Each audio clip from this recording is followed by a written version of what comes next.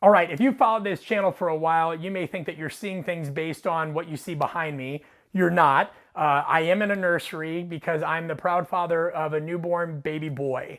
And it brought up a great topic when I announced this on my newsletter. Somebody reached out and they had been reading the newsletter for a while and they said, hey, congratulations, but now that you have a baby, how do you think this is gonna change how you stay in shape?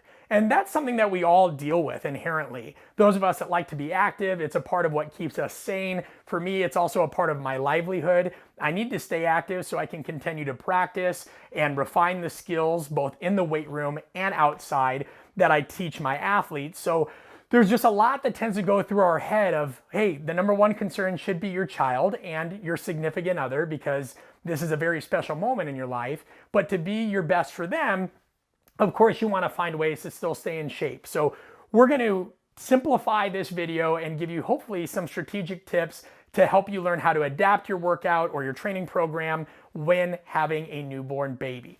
So the first thing is this: simplify. All right, and it goes without saying that this is critical, but it's hard to know what exactly to simplify.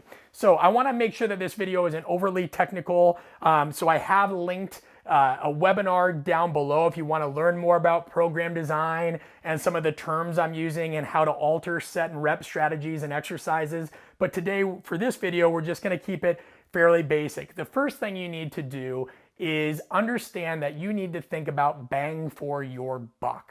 So we don't really train in the strength and conditioning or performance community in a way that you may have heard a lot of mainstream people train. So we don't look at back and buys, triceps and shoulders. We don't really isolate. We think about multi-joint movements, things that involve large muscle groups in different planes of motion. And again, I don't want to get into the weeds too much there because I want this to be as widely applicable as possible, whether you're a strength and conditioning coach or just a mother that has given birth to your newborn child. So when we think of these things, you want to think about movement patterns. So we squat. That could just simply be standing up from the couch, or a barbell squat, or a goblet squat, a body weight squat. That's one traditional movement pattern.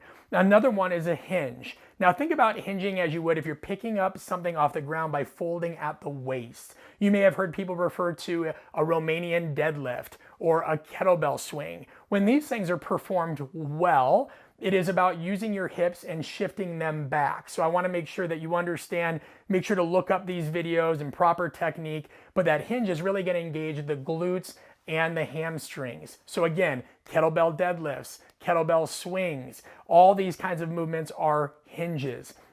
Then there are pushing exercises for the upper body. Now you could think of simply a push-up, an overhead press, whether you use dumbbells, kettlebell, a barbell is up to you and your own unique medical history, but those are pushing movements, push-ups, overhead press, bench press, things like that. And then you think of pulling. So a pulling could be a dumbbell row, a lat pull down, a pull up, any kind of variation that trains the musculature of the back. So we have lower body pushing and pulling, we have upper body pushing and pulling, and then of course there's throwing, such as a med ball throw, there's jumping, all of those things. Now, as I stated earlier, make sure that you're cleared to do any of these things, but the point is you just want to create a movement menu and think, all right, if I only have 3 exercises I can do today because I maybe only have 15 or 20 minutes, what am I going to choose from? Bang for your buck. It could be a upper body pushing exercise, say a band resisted push-up, an upper body pulling exercise, say a simple dumbbell or kettlebell row, and a lower body pushing exercise. Maybe that's a lunge. Again, it could be body weight, kettlebell, whatever. We're not gonna get into the weeds here. Now, the next day, you could take that same 3 exercise technique, only change it up a bit, change the movements, but keep the basic patterns. So now instead of a lower body push, we're gonna do a lower body pull, a Romanian deadlift, a kettlebell swing, a traditional deadlift. You could even do what's called a trap bar deadlift.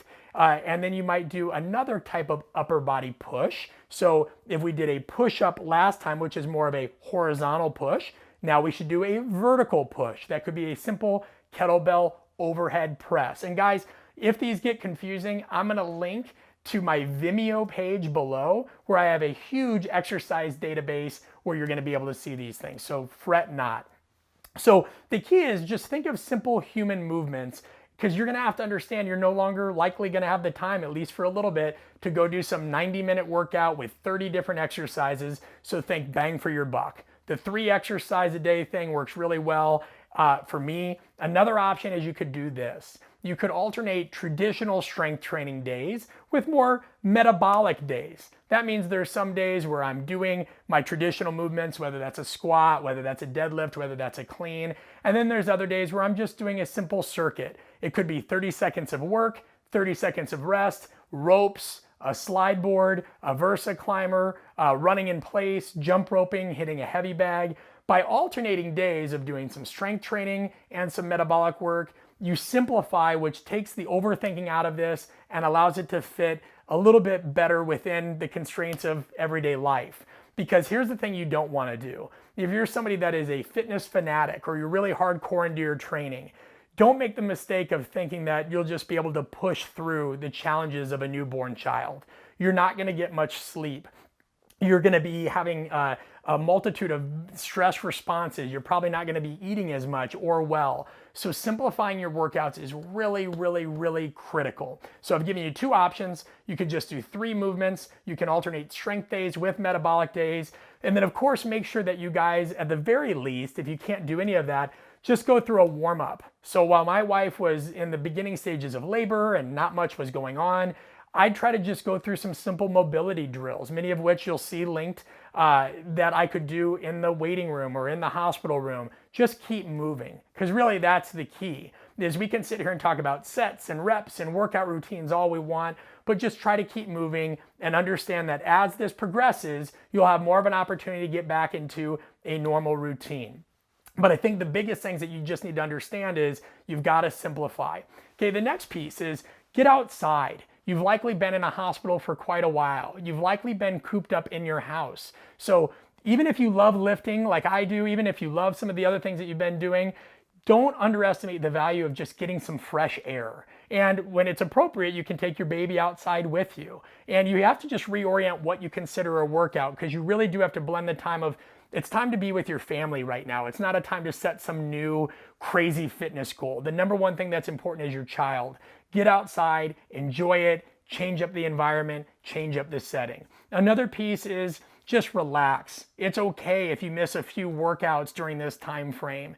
All right, I know that's hard. Guys, if you followed my story, and make sure to go watch that video from Struggle to Strength Coach, I was hospitalized at one point in time because of exercise, really addiction that helped me overcome depression. Every now and then, last night as a matter of fact, I missed a training session. It's okay. Right? What's not okay is you being more obsessed about your own fitness and training than you are that new baby boy or baby girl that's dependent on you. There will be a time you can make it up. There's always going to be time that you can fit into your schedule. So just block that off and relax and enjoy the moment. Again, if you want to dive deeper, guys, because I know this is a quick video, check out the webinar linked below. Check out the Vimeo page if all this terminology is confusing to you. But these were hopefully just a few ideas that can get you on a healthy start and a practical start to being a new mom and dad. Enjoy and congratulations.